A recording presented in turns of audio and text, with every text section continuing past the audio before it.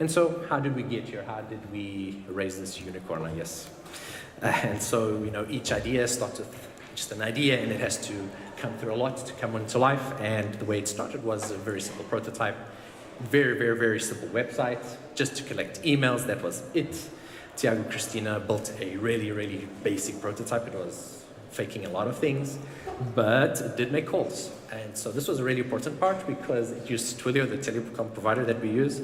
And it was important because the competition was to win a laptop that Twilio was providing. And so not only did they win the competition where they won the supposed laptop, but they also won an entrance to the conference, and they won the Twilio Fund. So the Twilio Fund is $50,000, and it was quite a good achievement for them to start and bootstrap their business.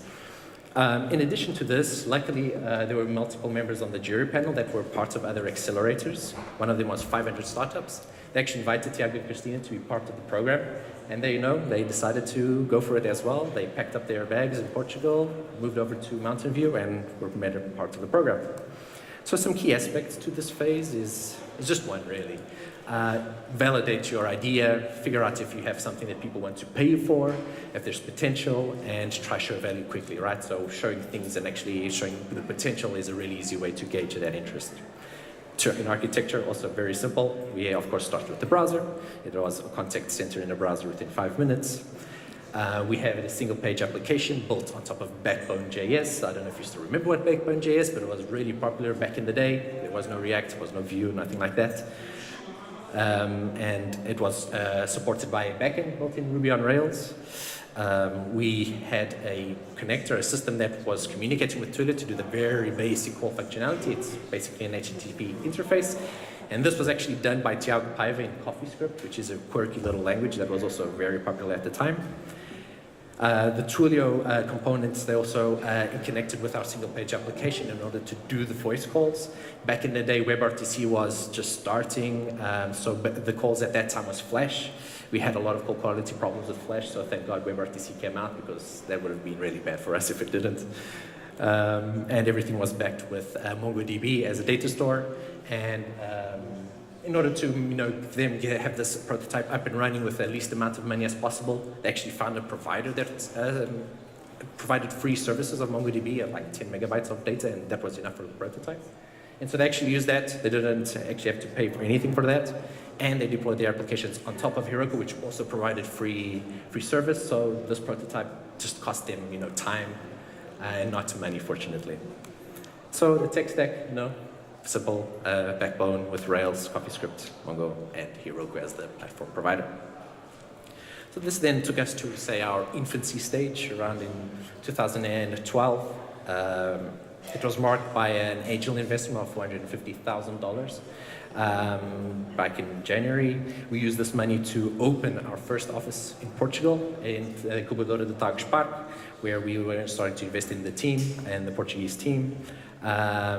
Before that, we were basically just working from home or in any coffee shop with a good internet connection, like a McDonald's in a way. It's a good place, nice view. And so, yeah, and I mean, at a 1-year anniversary in October 2012, it was just 5 people. Tiago Paiva, our CEO, was the only one in the US. The rest of us were in the Incubadora in Talkdesk. So a small amount of people, and this is a photo of the team building exercise. It was basically the whole engineering team, 4 people. We were so little that we even had some +1s join us to make it a bit more, fun.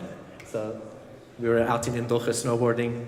Thank God nothing happened to us, or else the whole engineering team would have been wiped out. We didn't think about those things that time. So some key points here, is really focusing on the product as much as possible, right?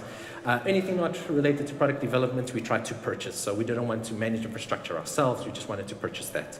But we also had, while we had some money, we wanted to be cost sensitive. So we're very selective in the partners that we used and how we manage that money. And just as long as it didn't block our product development, we were willing to invest that money there. We also wanted to make sure we kept our options open, so we wanted to avoid vendor lock-in as much as possible, so we weren't stuck in terms of cost for a specific vendor. And so we also worked on building a lot of things around open source software. In terms of engineering best practices, so right from the get-go, we realized that our product would be a very core part of a business. Being the phone lines to a business, you can impact the business directly, the reputation, even money. So it's the way that they communicate with their customers. And so when we realized this, we figured out that we really need to apply as many best practices in terms of engineering as possible. So we're doing things such as test-driven development, TDD. We were even doing code review, even there were 3 of us, and pair programming. We tried to work in a very agile way in terms of, validating ideas really quickly, working iterations, figuring out the value from customers, and also adopting a more DevOpsy mindset where we were taking the software all the way to production, making it really easy to deploy, making it really easy to operate in production and roll back when needed, because it was needed quite a few times. We also did some changes in terms of the architecture, very little. We replaced the routing engine. It was in CoffeeScript. We rewrote it in Ruby, more specifically. Tiago Paiva, our CEO, wrote the engine in CoffeeScript. He then couldn't program any longer because he had to focus on sales. I, the one that got this system, was like, hell no, I'm not going to maintain this in CoffeeScript. It's like really simple, and I do not know what's going on there. So let me write it in something that I know and I can maintain properly. So it was Ruby. We also needed to get a way to send information from our backend to the front end. So even during the life cycle of a call, we have to send information to the agent as the call progresses, things like that. And so we used WebSockets to do this. And again, we didn't want to have this infrastructure ourselves and operate it, maintain it, and invest work there. So we used the service. The service was Pusher. We then started to actually build out the functionality that was faked in the prototype. So the integrations part, that was a big sales pitch, actually didn't really work properly. It was kind of like just showing dummy data. And so we built the integration system, the first version that would actually go to Zendesk, go to Salesforce to get the data about who is calling. We built out a reporting engine and a billing engine, the reporting aspect, for supervisors, for people to get an understanding of what's going on in the call center, how many calls are coming in, things like that. The billing part was important for us because Twilio was charging us for the calls per minute. And so we kind of needed to charge our own customers for those calls as well. And so we built also the billing system. And we used Stripe as a payment gateway and made it really easy to actually charge customers' credit cards. We didn't have any, have to worry about any sensitive credit card information. And so yeah, it was pretty easy to get up and running. So as we started to grow, we started to add more services. The reporting and billing system was just too much, so we separated it in 2. And we realized that if we continue as is and add more and more systems, we'd run into a big issue here because each system would have to know about the others and communicate them directly with them. And so the communication parts would grow exponentially. And so whenever you introduce a new system, you need to change existing ones. So we had to make a decision, right? And funny enough, I had actually seen a talk at CodeBits at the time regarding event-driven architecture, and this resonated a lot with the problems we were having at the time and the growth and the systems that we were expecting to do. And so we decided to move forward with an event-driven architecture, which is backed by RabbitMQ, again, a managed service that we purchased. But the idea here was that each system, as it progressed and did its work, it would emit events with interesting things or interesting facts about what's going on. And then any other system that's interested in knowing what's going on with calls or recordings or whatever, they would subscribe to specific events and then do that work reactively. So we could bypass a lot of those communication paths, direct links between services. In terms of our tech stack, it was just replacing CoffeeScript with Ruby and adding Pusher and RabbitMQ to our infrastructure. Now we get to our toddler phase around 2015. So 2015 was a really, really important year for us. I mean, we had found our product market fit. We had grown and gotten a lot of customers, around 100 customers at this time. And we were able to get a seed investment of $3.5 million. So this is like a lot of money and a lot of responsibility as well. And so we put our money to good use, opened our first office in the US. Up until that point, Tiago was just navigating the US, working from coffee shop or co-working spaces and things like that. So we opened an office in Mountain View. Mostly sales was there. And we continued to grow the team in Portugal, in Turkish Park specifically. So some key points about this phase is certainly scaling the product. We had more customers, we had more deals, more features that we needed to implement, more call volume that we needed to support. We were onboarding more people to the teams that were going to actually build on top of the product. So these were lots of things that were happening at the same time. We were also starting to hit our infrastructure limits. So some of our service providers were hitting the max vertical limit, so we couldn't move forward. We couldn't add more power to it, so to say. We were, having some issues within the actual engineering teams working together, which was also slowing down development. And we also did something that in retrospect wasn't a very great idea, which is sharing the same database between multiple services. So it was easy to do, but it affected us in the long run. So when one service received a little bit more traffic, it had a hiccup. It used to cause contention in the database, and that affected all the other systems that really didn't need to be affected at all. So it looked at a lot about critical versus non-critical workloads at this stage. And so we started laying down the foundations for growth here, and this was very important for us so that in the long term we could leverage the existing work that we had. So we introduced the API gateway pattern, which I'll talk about in a bit. We, due to the vertical limits that we reached in certain service providers, we also decided to let's internalize some of these things. Let's bring it in ourselves. We already got the team, got a bigger team, so let's invest in maintaining our own infrastructure. And we also optimize the development workflow.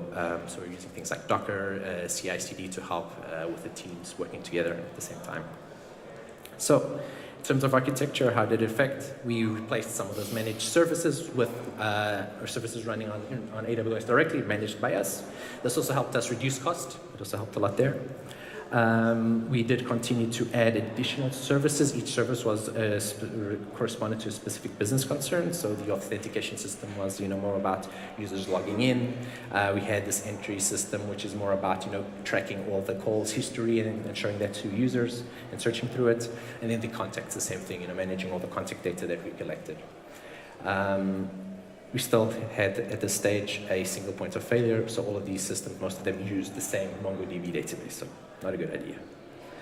Anyways, once we realized that, after the problems, we needed to do things to change it to reduce the number of outages, so we started to create some dedicated data stores, and each data store we chose was optimized for that system's business use case. So for example, with reporting, we decided to go with Postgres, a lot of relational data there. With entries, because we were talking about a lot of call history, we decided to go with Elasticsearch, making it really fast for querying.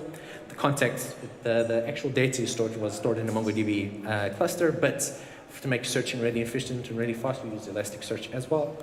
And the auth system also just had MongoDB as its own data store. We continued to also grow in terms of the number of clients that we supported. Up until that stage, we only had the web application, but now we had the integration with Salesforce. We also then introduced the call bar, which is a desktop application. So we also had to scale up the HTTP interfaces. And we realized that if we were to leave things as is, this would also cause another communication nightmare. In terms of service discovery, each client would have to know all the different services it could talk to and talk to each one specifically. And in order to help out with that, we decided to introduce the API gateway, which would then act as this entry point. We went with Kong, which was a really pre-built infrastructure that we then just set up ourselves and configured ourselves. And we also focused a lot on Hypermedia REST APIs to help with the API portion of things. So this was the single entry point for all the communication from clients into our backend services, and it helped us a lot, right? It allowed us to concentrate all common concerns here, such as authentication, rate limiting, circuit breaking, and it also provided us the flexibility in terms of the HTTP routes. So we could switch these backend services, change which services as we extracted things from a monolith that we incurred in main to separate services as we grew. So at around 2016, we had actually moved out from Tugspark, and we went from Oeiras to Amoreiras. I don't think it was on purpose. It was good prices in terms of renting, so yeah. And it was also at here, Espaço Amoreiras, where we actually did the migration of the single MongoDB data store to the various dedicated data stores for the various applications. You cannot see it, so there's two little clocks. One was Lisbon time, one is San Francisco time. If you were to zoom in, you would actually see that Lisbon time, it is 5 a.m. It was 5 a.m. on a Sunday where we did this migration. We did the migration successfully. We didn't have any downtime. So it was a great success for us. But why was it at 5 a.m. on a Sunday? Because fortunately, at this point in time, we had customers all over the globe.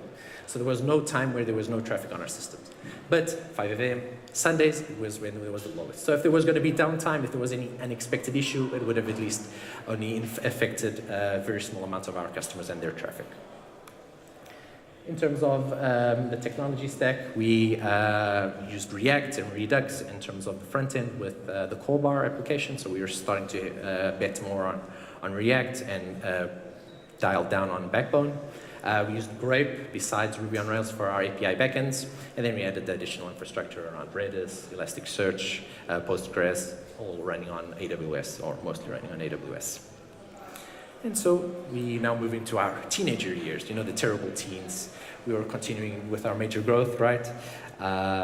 It was certainly marked by a very good investment, a Series A of $21 million. Continued to grow in Lisbon, grow the team in Lisbon, Espaço Moreiras. But then we were happy enough to move to awesome tower, Torre 3 in Moreiras, where we now today have 2 floors. But we also used this money to open our first office.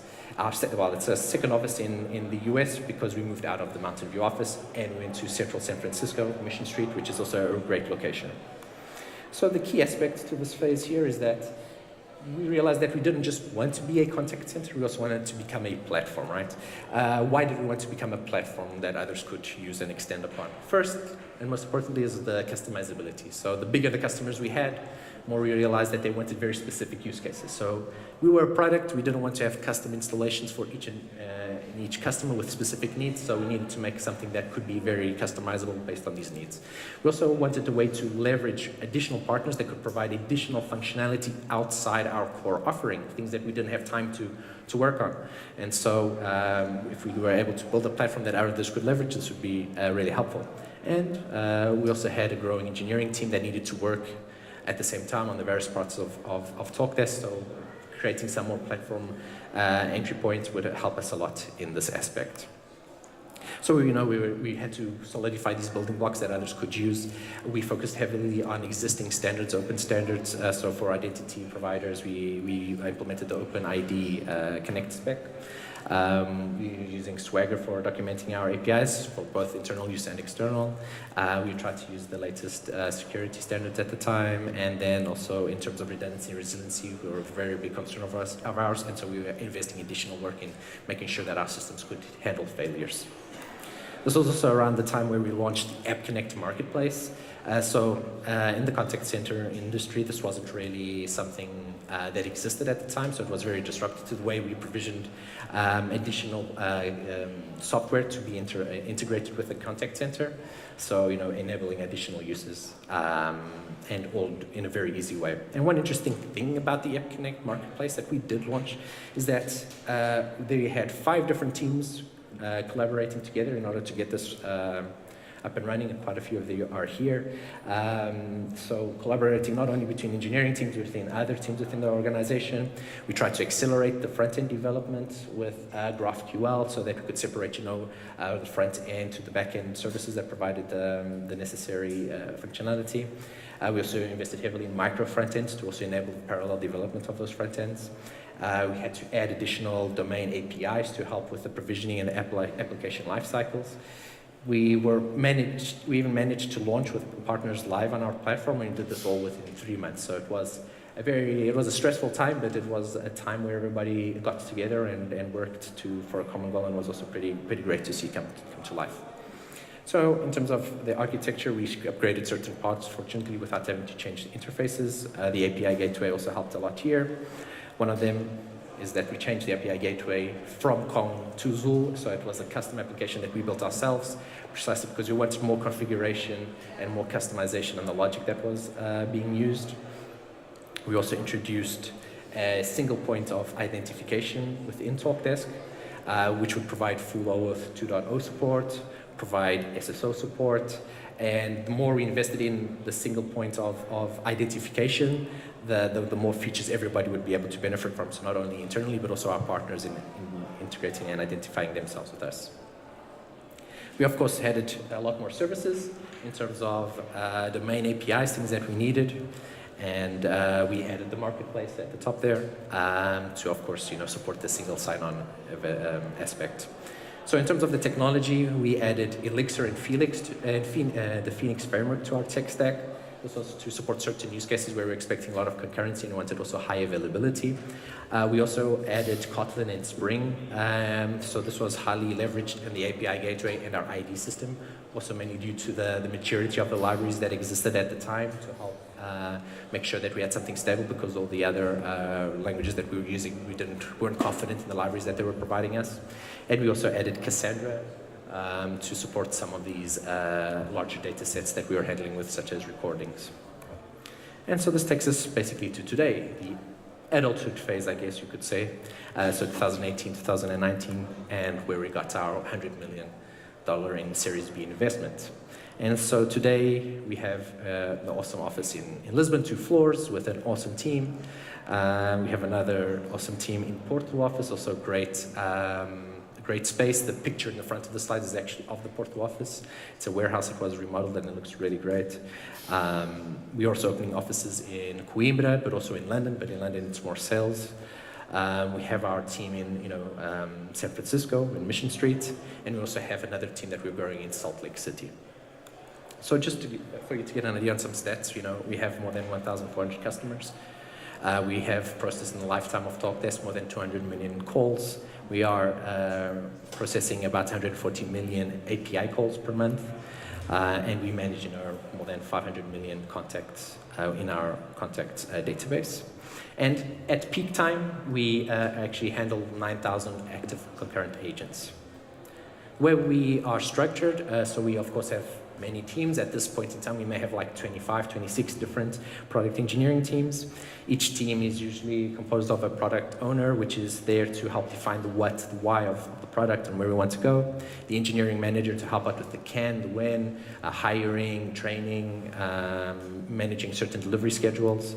And then the rest of the team members, which are either software engineers, QA engineers, user experience engineers, that are helping figure out how can we build this out, how much effort is this going to be needed in order to then also prioritize other aspects.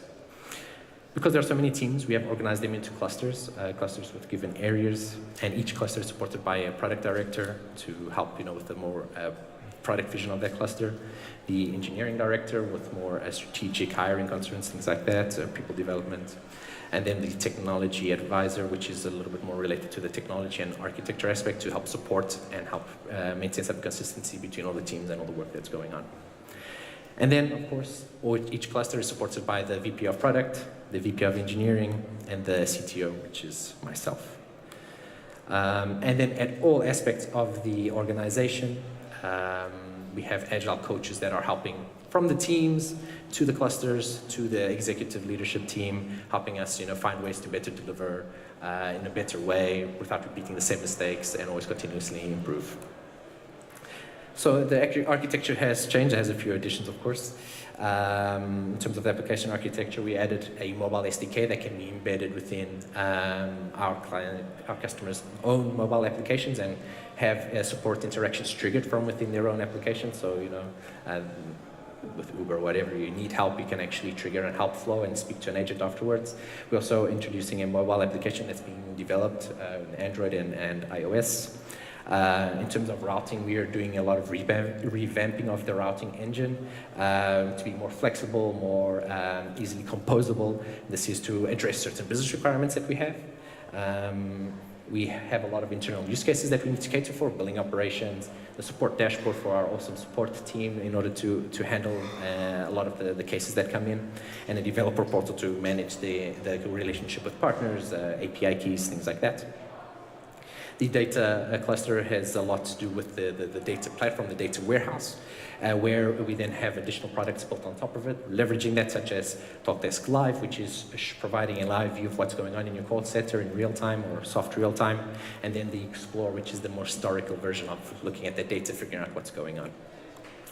In terms of platform, you've already seen most of the pieces. The newest piece, I guess, here is the presence system. This is a new piece where we also leverage the Elixir due to its concurrency and high availability characteristics.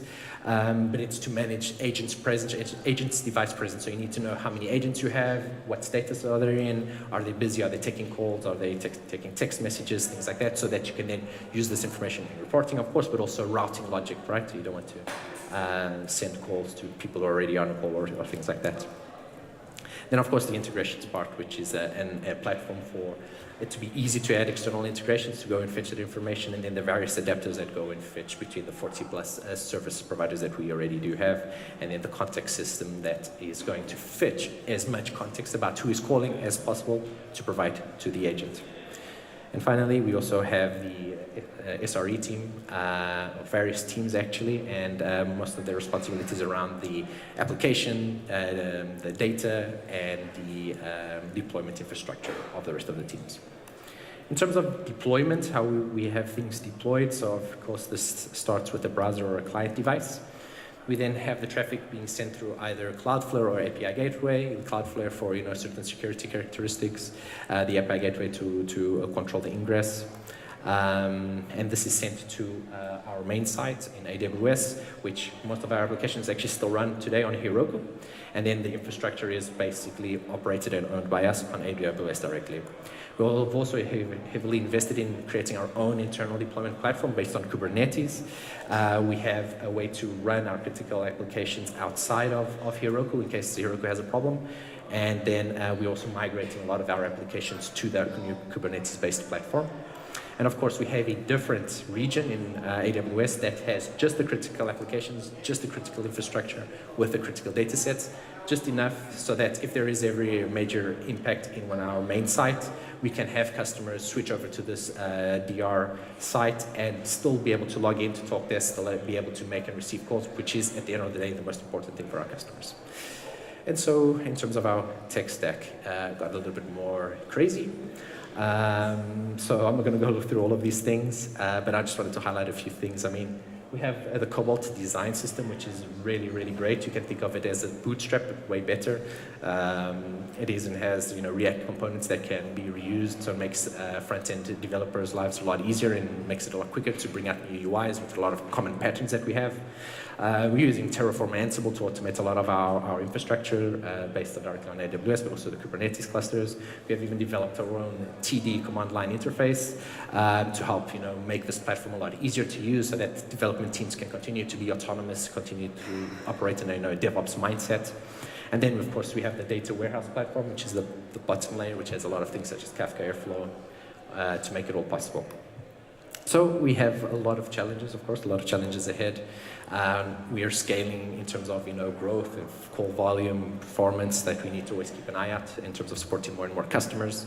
But not only is it on the systems and supporting the traffic, we also need to look at the product itself. It's very different supporting an account with 100 agents to accounts that are supporting 1,000, 2,000, 3,000 agents. So the whole product, the user experience has to change to adapt and accommodate for this. We, of course, heavily invest in reliability and resiliency, which is very core to our platform. We invest also heavily in security and a lot of certification. So the more enterprise customers we get, the more this is a concern for them, the more important this is. So we do a lot of work there. We also have to accommodate for all the engineering teams that we have and we want to continue growing for. So how do we get everybody working together, working in a consistent manner, taking advantage of some standards, but also how do we keep them autonomous and keep them nimble and be able to work faster, but also how do we keep everybody coordinated, how do we keep everybody working to the same goal? And that's, I can say, is quite challenging. And finally, we have a lot of data. We are extracting a lot of data from customers. How do we leverage that data? We've got a lot of things that we can do that we're working on. So there's a lot more that we can do, and how can we use that data to provide value to our customers? So I've been talking about our path up until now. And looking back, you can do a retrospect on what has happened across these years. And I'm not going to go through all the lessons learned, that type of thing. I think that can be a talk all just by itself because there are a lot of lessons learned. But of course, there are things that could be better. No organization is perfect. We are certainly far from it. But I mean, in things that we could have done better, there are certain changes. So as you grow, you go through growing pains. There are some things you could have anticipated in terms of organization structure. And maybe we let it go on too long until it was really hurting us, until we actually had to make a change. So maybe we could have tackled a few things a little bit earlier, figured out that something was going to happen, and start implementing the organizational structure changes before actually it's being a big pain for us. There were also times where there was a lot of ambiguity, sometimes in terms of process, sometimes in terms of roles or expectations. So maybe a little bit more clarity on some of this and a little bit being a little bit more explicit could have helped. And one thing I can also definitely say that could have been better is investing in internal tools a little bit earlier. So this would have been really important for us because by not doing that, a lot of operational overhead was shifted to engineering teams. Support teams also weren't really autonomous in helping to solve certain issues. Sometimes they would have to wait on an engineering team to actually do some of the work that they needed. So if we had invested a little bit more, we would have made their lives easier, we would have made our lives easier, and everybody would have been a little bit happier. What did we do well? So we not only survived, we thrived, and we were able to get up until this point. We definitely have our quirks, we definitely have our issues. We have technical debt, yes. We have legacy systems, yes. But it's managed to take us up until now. If we hadn't focused on, on those engineering best practices and trying to provide really high quality, I don't know where we would have ended up. I mean, looking at the tech debt and the legacy systems that we do have, if we didn't have that in mind, I think we would have probably been in a lot more trouble. We would have been in a lot more difficulty now in trying to evolve those pieces forward. What can we do next? Well, simplifying a lot of aspects, especially our tech stack, so maybe could use with a bit of trimming and pruning, optimizing a few things there. We also need to organize for growth, so we've got a lot of challenges, we want to do a lot more things, so we need to make sure we have the structure in place to support this growth, to support the teams, because we want to do a lot more. And that's it, that's all I have for you today. So thank you everybody for listening, and I'm happy to answer any questions you may have. Thank you.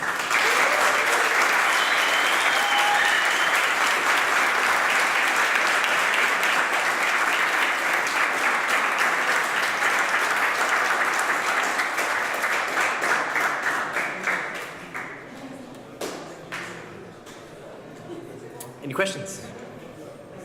There's a person over there. I don't know if you have a mic, or if you can tell me, I can repeat the question for you.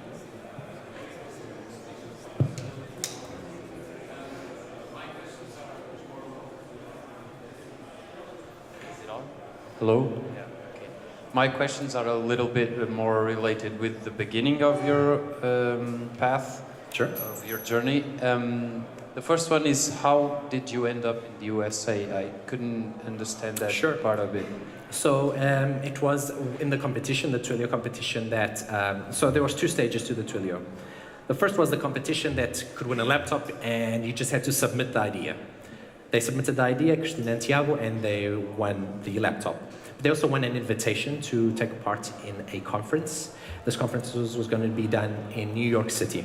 So they flew over to New York, and they presented it in front of a jury panel, and this is where it started, right? So there were a few members in that jury panel that were part of other accelerator programs in the US, and so that's where they saw it, they voted, they won the $50,000 from the Twilio Fund, and they also got an invitation, I think it was 2 or 3 accelerator programs to participate.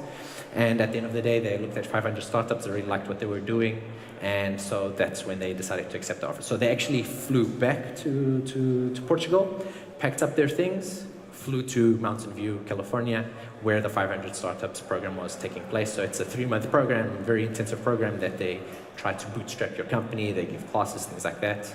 So it's very common, you see a lot of it nowadays, but so that was one of the most important things. So the first funding they had was due to that? So that $50,000 was certainly helpful in participating there and bootstrapping, things like that. So why didn't everyone stay in the USA? So why didn't everybody stay? So at the end of the program, it was a 3-month-long program. It ended in about December, January. January was demo days. So they were based in Portugal. The people they knew, the contacts that they knew, the developers that they knew were in Portugal. Of course, the cost of living in the US was a lot higher than Portugal. So we could also leverage certain connections that they had in terms of university. And so, it was basically a good place to make sense. The rent was a lot cheaper in terms of office space. This also helped the incubator, the Tax Park, which is also associated to the Technical. This helped us a lot. I mean, it was a really great way to get some a decent space, with decent internet connection, really great working conditions at a very, very decent price. Did you have already clients when Tagus Park accepted you? No, well, not really. I don't think you could call them a client. I mean, we had this one person that was also having a startup. They used to get like 3 calls a day, if that. In the beginning, I could remember just looking at our logs and like knowing exactly what was going on. You know, kind of like the Matrix where you see everything, but it was really slow and you knew exactly what was going on. Okay. Then it got to a time where it was just going like this, like, I don't know what's going on now anymore. I cannot read these logs any longer. So I think it's a good sign. My final question is more about your CEO. You said in the middle that he stopped coding and started doing sales. What can you tell me about that experience? Sure. So I'm not going to get fired because of this, because he's already admitted it himself. He was a terrible coder. So it wasn't something that he was interested in, right? He just wanted to worry about the business and focus. He's an engineer at heart, but he likes the business aspect. And I have to say that was a big help for us. So even though we continue to build the development team where, you know, myself, Christina, we hired other like-minded people that were really interested in the engineering aspect and wanted to create something really great, a really great product. Tiago stayed in the US and was really helpful because then he used to go to customers. And we found that it was a little bit easier selling to US-based customers because there were a lot of different sizes of businesses and they were willing to take risk. So, you know, they would, okay, you're in a startup, we would like to help you out, sure. Of course, in exchange for better rates, not paying anything or paying very minimal for a certain amount of time, things like that. But they would be willing to, you know, try out your software, give feedback, actually contribute to helping it out. And so it was a lot easier to get into that US market in that sense. So having him there, playing this role, being able to go to customers. There were a few times when we had a few deals where something was going wrong, call quality issues. Tiago went there, we were here supporting him, he was showing his face to the customers, and it also helped create a relationship with those customers, create trust, and that also helped us to grow in terms of the business and yeah, so it was important for us. Any other questions? Don't be afraid. Awesome. Hello. Yeah. Hey. Hey. Hardest moment that you had during all these years, and as well, where do you see Talkdesk in 5 years from now? Okay. So there are quite a lot of hard moments. It's not a fairy tale, even though we're talking about unicorns. There are no fairies. It's not just magical and wonderful things. There was a lot of hard times, you know, a lot of sweat, a lot of tears, I guess. Definitely a lot of sweat and blood. Hardest moments, certainly outages. My heart starts to race whenever there's some issue in the system, and there was one time, I remember very well, I was in the Algarve on vacation. I usually take a 2-week vacation in August, and I start getting phone calls on the beach. Our database had gone down, it was out for 2 hours, I had to get off the beach, I had to go by boat back home. I was doing calls with a towel around my head because of the wind, so I could actually hear people. And so that was, you know, like one of the hardest times of having an outage and not being able to do much about it because we were using a provider that we didn't control. And so that was really hard for us. In terms of, you know, there are a lot of other hard moments, but because of time, I can then speak about it later if you want to catch me. And then in terms of the future, I see us continuing moving forward. We used to focus a lot on voice. We are focusing more on multiple digital channels, so not only voice, chat, SMS, email, things like that. We're doing a lot more in terms of platform to provide additional extensibility options. A lot of customization in terms of advanced routing, so there's a lot of interesting things going forward and really trying to take over the contact center space, especially the contact center in the cloud, right? Because there weren't so many in the cloud, because most competitors are on-premise solutions with lots of expensive infrastructure, which we really don't need. Thank you. And so, are we good with time or one more question? One more question? Hello. Hi. I think it's a very common question that you get. So what are the main recommendations that you give for a team that is right now applicating to Y Combinator, Techstars, and another? All right, so I can answer that really easy because I actually didn't participate in the application to Accelerator and Incubator, so I don't really know. I'm really sorry. I could say that, but none of our co-founders are here at the moment. But I'm sure they could have some tips, but I don't really have any tips. I do apologize. I didn't really participate in the pitch process. I know they worked a lot on the pitch, on making sure it was small, concise, But I also think the really important part is, showing value, making sure that you actually are able to see if people are interested. So that initial website, just to collect emails, they managed to collect like 150 email addresses of people potentially interested. So I think these types of things, and when you're pitching, when you're speaking to, in applications, things like that, showing that there's interest, showing that you put in work, showing that you're investing in it helps. So if I were to guess, it would be around about that. Have you participated on the MVP? On the? MVP, minimal viable product. The first. On the MVP. So the prototype, I guess you could call the MVP. I did not do anything there. I then just helped them build out from the MVP. So the question, scalability. Do you think it's important to thinking? The first thing to think is scalability, or you think is long-term thing?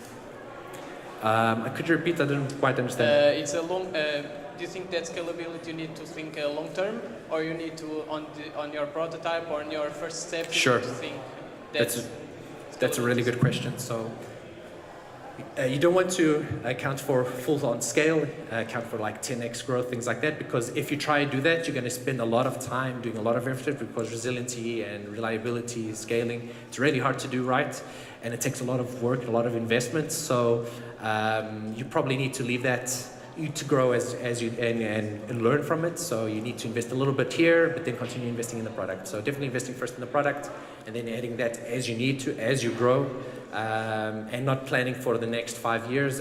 It's going to be normal if you're rewriting some systems every 3 years. It means that it took you long enough, and now you need to rethink a few things, and you expect and you grow for the next 3 years, but not for the next 10 years, because then you're going to spend a year building that, and in a year's time you don't have any customers because your competition stole them from you. Awesome. Well, I think that's time. Sorry for taking a bit longer, but great questions. And if you see me around, I'm happy to talk. I'm a bit shy, but if you come talk to me, I promise you I won't bite. Thank you, everyone. Bye-bye.